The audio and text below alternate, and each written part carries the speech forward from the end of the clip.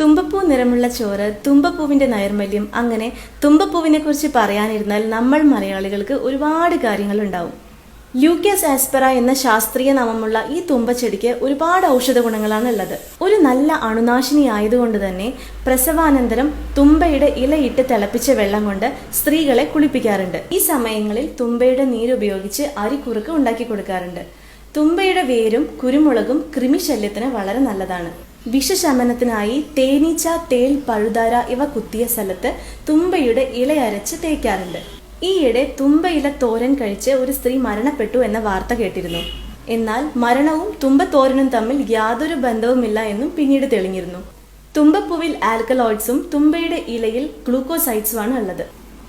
നമ്മൾ സ്ഥിരം കഴിക്കുന്ന ഇഞ്ചി, കുരുമുളക്, കാപ്പി, തേയില ഇവയിലെല്ലാം ആൽക്കലോയിഡ്സ് അടങ്ങിയിട്ടുണ്ട്. ഗ്ലൂക്കോസിന്റെ തന്നെ ഒരു രാസസംയുക്തമാണ് ഗ്ലൂക്കോസൈഡ്സ്. ഒട്ടേറെ ഔഷധ ഗുണമുള്ള ഒരു സസ്യമാണ് നമ്മുടെ പാവം തുമ്പയെങ്കിലും തോരൻ വെച്ച് കഴിക്കാനോ അമിതമായി അതിന്റെ നീര് കുടിക്കാനോ ഒന്നും ആയുർവേദത്തിൽ എവിടെയും പറയുന്നില്ല. ചുറ്റിലും കാണുന്ന ഇലകളും പൂക്കളും എല്ലാം നമുക്കിഷ്ടപ്പെട്ട രീതിയിൽ കഴിക്കുന്നതല്ല ആയുർവേദം. ഓരോ സസ്യവും ശേഖരിക്കേണ്ട ദേശവും കാലവും തുടങ്ങി അതിന്റെ കൃത്യമായ കൽപ്പനാവിധികളും കൃത്യമായ മാത്രയും വളരെ ശാസ്ത്രീയമായാണ് ആയുർവേദത്തിൽ വിശദീകരിച്ചിരിക്കുന്നത്. അതുകൊണ്ട് തന്നെ ഇത്തരം വാർത്തകൾ കേട്ട് ആയുർവേദത്തെ ഭയക്കാതിരിക്കുക.